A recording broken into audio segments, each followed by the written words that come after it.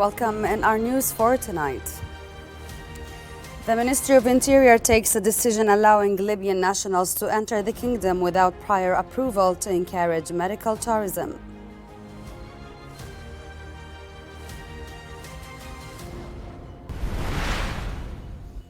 Jordan strongly condemns Israel's bombing of a residential area in Beit Lahia in the Gaza Strip, which resulted in the death and injury of dozens of Palestinians. An Israeli military strikes kill at least 36 Palestinians across the Gaza Strip today, most of them in the north of the enclave. Good evening. The Ministry of Interior made a decision allowing Libyan nationals to enter the kingdom without prior approval. The decision came as the Royal Jordanian Airlines resumed its flights to Tripoli after a hiatus of more than 10 years. These decisions are the result of separate meetings recently held by the Prime Minister Jafar Hassan with the heads of health unions, followed by another meeting with stakeholders in medical tourism from both the public and private sectors. The meetings focused on the need to take steps to simplify procedures related to medical tourism and to capitalize on the kingdom's distinguished global reputation for healthcare services. Under royal directives, 2 Royal Jordanian Air Force cargo planes departed for Lebanon in response to the current circumstances the country is facing. The 2 C-130 planes, which were dispatched by the Jordan Armed Forces Arab Army in coordination with the Jordan Hashemite Charity Organization, carried relief aid, medicine and medical supplies to assist addressing the difficult conditions Lebanon is experiencing. Jordanian citizens will be transported back home aboard one of the planes in coordination with the Foreign Ministry. Jordan strongly condemned Israel's bombing of a residential area in Beit Lahia north of the Gaza Strip, which resulted in the death and injury of dozens of Palestinians. Foreign Ministry spokesperson Sufyan Ligda affirmed that Israel's ongoing targeting of civilians reflects the aggression of the extremist Israeli government, which continues to commit war crimes against Palestinians. The spokesperson said the Israeli government is indifferent to the international call to end the war and the unprecedented humanitarian disaster it has caused.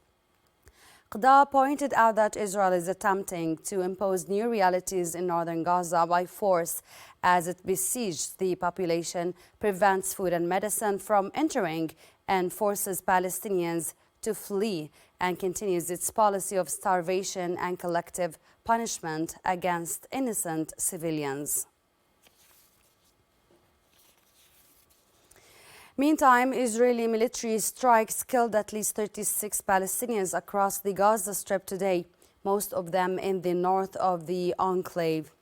An Israeli airstrike on a house in Jabalia killed several people and wounded others as Israeli forces stepped up their campaign in northern Gaza. Medics said that the new strikes damaged several houses in Jabalia, which has been the focus of an Israeli military offensive for more than 3 weeks.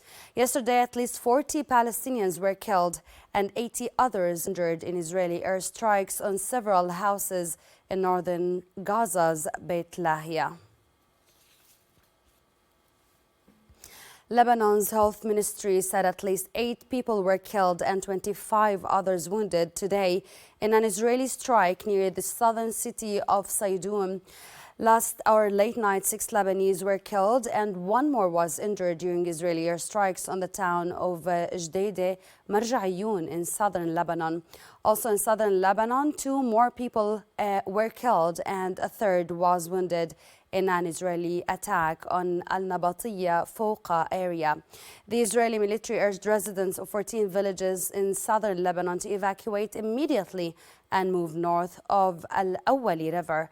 Meanwhile, the Israeli military said 4 soldiers were killed in southern Lebanon, bringing to 36 the total number of Israeli soldiers killed since the start of ground operations on September 30th. One person was killed and dozens were injured when a truck struck a bus stop at a major intersection near Tel Aviv in central Israel. In a statement, Israeli police said about 40 people were injured to varying degrees, including some seriously, adding that the attacker was neutralized by gunfire from a nearby civilian. Police said the preliminary findings showed the driver also hit a bus that had stopped at the same location to drop off passengers.